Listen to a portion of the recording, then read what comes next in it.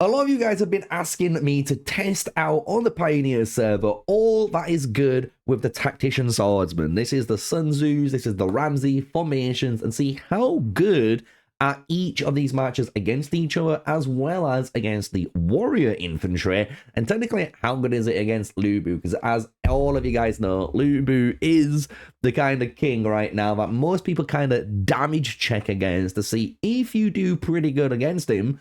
Maybe you're actually pretty good in the open field too, because it runs rampant. So what we're going to do is look at this Sun Tzu march that's playing in the background. This is what I'm going to call the safe test, meaning everything you see here isn't getting changed. So my march, this Sun Tzu running the Skyward Knight on the Theodora, the Tranquil Water, and we're running the Everflame Wings on Sun Tzu, is going to be the ring choice that's always going to stay the same for my march. What we're going to be doing though is checking out for the Ramesses, for obviously the Warrior Infantry and the units. That's what's getting changed. Everything on the other side. So if you enjoy this type of video, you know what to do. Smash a like, comment, and subscribe. And let's dive into some test videos to do with Sun Tzu and how good this bad man actually is. So the very first test is on its way. It's going to be obviously Ramesses versus this Sun Tzu, and to make it quite easy and understandable, the Ramesses is running the Lofty Mountain, Tranquil Water, and Skyward Knight combo. You're going to see this in the battle report anyway. The reason we're doing this is for two reasons. We want to see how good a tanky setup for Ramesses is against the Sun Tzu, and can Sun Tzu technically burst through all of this reduction, right? Really good actual question to ask. But two, the second most important one is, what's the difference for the Ramesses? What happens if Ramesses uses a Lofty Mountain now, and what if we swap that out to an Everflame Wings? And that's what we're going to be doing in these reports. So be patient, let us get there, and you're going to notice it, right? We even do some testing, guys, to do with Persian Immortals and the Samurai. And I'm going to be perfectly honest, you can disagree with me as much as you want. Maybe we've all been wrong all this time. The actual Japanese Samurai, yes, will give you more consistency, which might get you to your skill faster, but they really don't change too much of the fight. And that's just me. We tested Persian Immortals and we tested Japanese Samurai, and those reports look fucking identical to each other on every regard. So I don't really think these small super percents are actually going to make much of a difference. What is making the difference is these signet rings, and you'll notice that in the actual comparison report, because when we go into the Tranquil Water, the Lofty Mountain, and Skyward Knight combination, which is just reducing as much damage as we're able to do, what you're going to notice is no matter what, on stat for stat, on every report that I'm pretty certain that we do, the Lofty Mountain showcases its power of damage, which is, when we look at this Charlemagne, we're doing 2.56, Charlemagne's doing 3.2 on the other side. I'm only doing less than 1,000 damage on Theodora, while he's in 1.4. And you can see these numbers again in the next report, and the next report be very similar. And that is again because of the Lofty Mountain actually doing its job, reducing damage with the Tranquil Water and swapping into the damage ring. And you'll see this again directly compare when we use the Everflame Wings on the Ramesses, because when we took out the damage of these guys, they do some fantastic damage on both sides. 40k for the Sun Tzu, 54k for the Ramesses to obviously kill them, and obviously the 6 control effects from the Everflame Wings. When we go into the damage activation breakdown, that's what's really, really interesting, because again, on paper, when you put side by side, they're not too bad at all from each other, especially the Charlemagnes here, working basically almost on par with each other and really showing the difference on the amount of damage they're able to deal, as well as the amount of healing they're able to heal throughout the fight. So I really do think it's quite close in that regard, and same with the Theodora. It is very close on how well these two are activated into each other too, but you do need to understand that the Theodora for the Ramesses does get a little bit more value, just because again Ramesses doesn't have a charging state, so he can just keep doing his skill, and she can get even more value, while my Theodora does need to wait for that Art of War charging state to be finished to do the damage and maybe do an extra instance of damage too to get really that effectiveness. So you can kind of see where those are rolling, why they've got different ones. And this is what I would consider, if we go back to the beginning of the fight, I would consider this to be one of the average fights. So if you do some testing on your own, guys, you'll start to see without any gear and you run the exact same test that we're doing right now, this is what happens on average. So 6 times out of 10, 7 times out of 10 maybe, this is what's happening. It's quite, you know, good to see that this is like the average fight for Ramesses versus Sun Tzu. However, what does it look like if your Ramesses rolls a little bit better? What if your Ramesses really does really good and your Sun Tzu maybe doesn't do as good as before? Well, as you can imagine, the Ramesses is gonna absolutely slap the Sun Tzu, and that's just because already on average, when you're doing an average fight, you're already beating him. And that is because, again, when we look at Ramesses as a hero, as a formation, guys, your formation as a Ramesses is all about ramping up the damage. The longer the fight goes, the more you start to go off, and the more triggers and more skills that go off. And you can kind of see it here in the background and what it's able to achieve. And look how much more deadlier that is. Everything's the same, completely the tankering setup, nothing else has changed there, right? So the only thing is the result. And this is, again, what tends to happen maybe a couple of times in the testing. So again, this can occur. It's a little bit more of a high roll on the Ramesses side, but yes, this can occur. However, what can also occur just as equal, and sometimes maybe Steve might argue in the Discord or maybe in the comment section down below with me, maybe it happens a little bit too often than we expect. But from the testing, your Sun Tzu can beat Ramesses. And the only reason this is occurring, as you guys can probably guess, is from the Everflame Wings. The Everflame Wings here is doing such a massive job in this fight, and it's not clear why. I think you're sleeping under a rock, because every time that Everflame Wings is actually triggering, yes, you're dealing some burn damage. That's negligible. You don't have to care about that. It's the fact that you're increasing the amount of strategy damage they take, and you're silencing them. And as a Sun Tzu player, this is very important information to know, because as you're going to see with this fight and the future fights with the Ramesses clips that we're going to showcase, that you're able to actually beat this Ramesses. And the thing is, even though we silenced them 9 times there, if you watch or try yourself some other tests, you can silence Ramesses 3 times and even beat him even harder. And that is, as you guys may have guessed it, because of the Everflame Wings silencing Ramesses himself, and possibly the Charlemagne or the Theodora, and rolling those seconds are not gone, again, to dodge the amount of damage. Because if you can silence, for example, Theodora, so her skill doesn't go off, so she doesn't heal, she doesn't boost the the damage, if I remember correctly, for the Ramesses himself, and then it goes to his turn, well, you're still silenced. It takes more than 1 second for this, you know, Ramesses to go off. So it's going to go around, he's going to skip his turn, and it's going to go to Charlemagne, which could skip his turn too, or it might just go through anyway. It might have been the duration on that timer. And it's very important, because when you go into these actual breakdowns, the activated on the Ramesses here is the lowest you'll ever see it, especially anytime we win.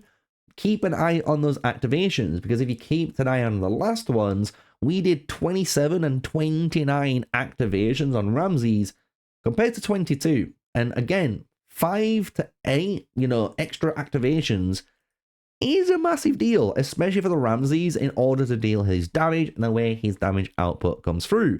But when you look at all of the other heroes, the Charlemagne and the Theodora, for Steve's march, for the Ramesses march, they are doing fucking fantastic still. Look how good that is. 1.8k damage to 1.8k healing on Charlemagne for our good old Steve. On my side, I only did 1k damage and 2k healing.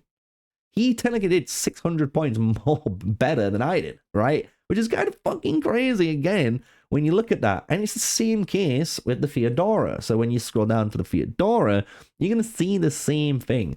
Activation-wise, pretty damn on par. Yes, we did better in this case because, as you guys can probably imagine, our silence really did land onto the Ramesses. So, if you guys have not guessed it, in this setup with tank rings on your Ramesses, Sun Tzu can beat it. Sun Tzu can definitely beat it because of the silence of Everflame Wings, which does give me the question to ask you guys right now before we get to the end of the video. Is the Everflame Wings the real major piece you need for the Sun Tzu, or is just Sun Tzu good without it? You get what I'm saying? Like, is it actually the Sun Tzu that's doing good, or is it the ring that is actually doing good in these scenarios? Let you guys decide that, because on the next set of tests that we've got here is going to be Ramesses now with the Everflame Wing. So every time you see a Ramesses now on our actual tests, it's the same setup as my Sun Tzu setup. So they're running exactly everything the same, even the same mercenaries, even though we already know from testing ourselves, there's not much of a difference between running Persian Immortals or Japanese Samurai for Ramesses specifically, because he gets actually benefited from both either side, which is quite funny to think about as a hero. But when we put on the Everflame Wing now on the Ramesses, you'll start to see a little bit of a better picture too on this formation, and especially on the summary of these tests, because even when a Ramesses now has an Everflame Wing and the Sun Tzu has the Everflame Wing, the real big culprit here, even when both marchers don't silence, Ramesses just deals more damage. He just does. He is just a better damage dealer from our tests. And you're going to, again, see this on multiple video clips that we've done for the Pioneer server in today's video. But that doesn't mean Sun Tzu will lose 10 out of 10 times to the Ramesses. The way your Sun Tzu can ever win in this lineup, as you guys have probably guessed it, is because of that signet ring. If your signet ring performs better than your opponents and you really get that disruption in, as you guys can say with common sense and a little bit of logic there, of course you will beat them. But from these test reports and what we've noticed is the silence itself from the Everflame Wings is a little bit inconsistent. You can get certain reports like you saw before with 0 ones. We can see rings like this one where we got 6 slowdowns. Sometimes we can get ones with 9 on. Sometimes we can get ones with 3 silencers on, which we will showcase too. In each of these scenarios, what is the biggest culprit is who is being silenced. It's as simple as that. On one of the best reports I ever saw, and I forgot to fucking save it, which I'm so pissed off about with myself, we silenced the Ramesses 3 times and we saved over 38,000 troops, which means we only lost 12,000. How? How did we do that? Well, the way we did that was actually silencing the Ramesses perfectly, which is the high roll, for this match. Very similar to the footage here that you're about to witness, where you can see my Sun Tzu freezing that Ramesses early on. You can see him freezing him again. You're going to see him freeze him one more time. And as we freeze him that 3rd time here, watch the damage output. Boom, boom, boom. Triple booms, boys. And because of the triple boom with the silence on top of that Ramesses, he loses, right? So what you need to take away from the Sun Tzu and Ramesses section of this video, especially for the tactical swordsmen who are looking at this as, you know, some testing footage and to get some info. Sun Tzu versus Ramesses. Ramesses is a better march. Just simply on paper, he does more damage. He does more damage more consistently and more easily compared to Sun Tzu. However, if you are anyone, just anyone watching this, technically Sun Tzu players, warrior infantry players, maybe other players in the future, if you're able to apply that Everflame Wings to one of your marches, or you're able to place a silence in your actual formation, that silence is actually going to do massive work here in these fights and actually let you win them, right? Because the silence is getting rid of the differential power of the guy you're fighting, because if he can't cast his skills, he can't kill you. And again, that is kind of the same now for the Ramesses side, right? So just remember that as a Sun Tzu player, yes, you can do some okay work and beat the Ramesses in some different configurations. If you've got the Everflame Wings and the Ramesses doesn't, really does increase the chances of your Sun Tzu beating the Ramesses, but it's not guaranteed in your favor.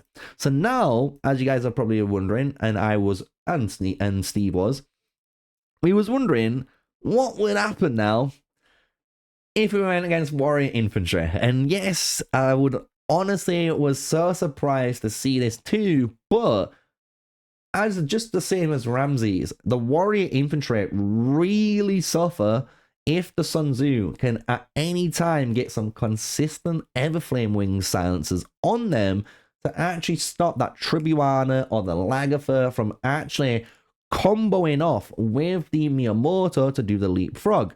And you can see here with this fight, we was able to beat the Miyamoto quite not easily. We had 5k troops left, let's be real, and that is with an Effulgent Sun, Skyward Knight, and a Scorching Flame combo to increase the Miyamoto's might as much as possible so he can deal even more damage, which we did take a little bit of inspiration from Blaine. So big shout out to Blaine there, because Blaine did state as well for himself he really likes this ring on this match, and we can kind of see why, because of the boost of stats. It's actually quite interesting to run when you do it.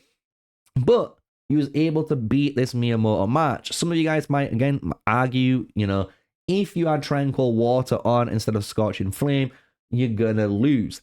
That is probably correct if the Everflame Wing doesn't trigger, right? If the Everflame Wing triggers, just like this one did, only 3 times, and you actually get those silencers off at the right pace, in the right part of the actual fight, you're going to actually beat this match. And the thing is, we got a couple more clips of this just to kind of reel it in and showcase it off. And it doesn't mean, by the way, like Miyamoto is bad at all. It just showcases that, look, this is basically the way you counter these other meta marches. And it's good to see that there is counters out there for everyone. However, not every single time, as I've kind of stated in this video, it's going to go into your favor. And even when it does, it's pretty darn close between who wins and who loses. So definitely Sun Tzu can be a Miyamoto match. Is it going to be the Miyamoto match that has the max gear, the max gems, the right mount, right? Compared to your march that might only have level 50 gear, level 60 gear, maybe 1-2 stars for the actual, you know, gear rating. Maybe you've got okay purple mount traits, nothing fancy. No, you're not going to beat them. But obviously, as you can imagine, you should be able to be realistic with yourself and say, I wasn't going to beat them anyway, right? So just to show off one more Miyamoto report here, and then to show off one last kind of report that I really wanted to showcase off, which is Lubu, and then talk about and summarize today's video, today's testing, before we finish things up.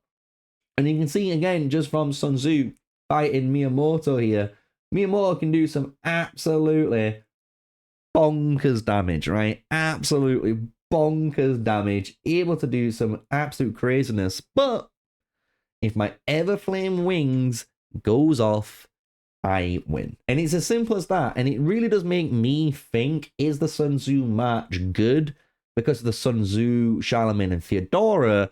Or is it just actually a bit good because of the Everflame wings? And I have been leaning, the more we've been playing and the more we've been testing, the more I've been thinking about this video and stuff. Honestly, the Everflame wing is the game changer. It really is the game changer. And I do hope to see maybe some of these more in the future for, obviously, our heroes. So let's move on to Lu Bu, because a lot of you guys probably always ask me every single video I do like this, what about Lu Bu? Can it beat Lu Bu? Can it do this? Can it do that? Well, as a spoiler, this match shouldn't ever beat Lu Bu, right? It shouldn't ever beat Lu Bu. And the reason why it should never beat Lu Bu is because Lu Bu is a secondary strike deal damager, and at the same time, he also has a passive based skill, which is his crit skill. And because he has a passive and a good old secondary strike skill, silence doesn't matter. Silence does not affect them at all. And because of that, your Sun Tzu, no matter what, is going to get eaten. Even if we check out the battle report, you can check out the rings that aren't even the greatest rings on there. He's going to get wrecked. And this is another report or another fight showcasing the exact same thing, Lu Bu versus Sun Tzu, and just watch how one-sided it is. It doesn't matter if you got the Everflame wings or not. It doesn't matter if you silence this hero or not, because again, it doesn't affect them. So just for you guys, and just to kind of put it in there so I can hopefully silence the lambs that are going to ask that question, no, it doesn't matter what you run here. Lu Bu is always going to beat the Sun Tzu, which is to be expected here, right?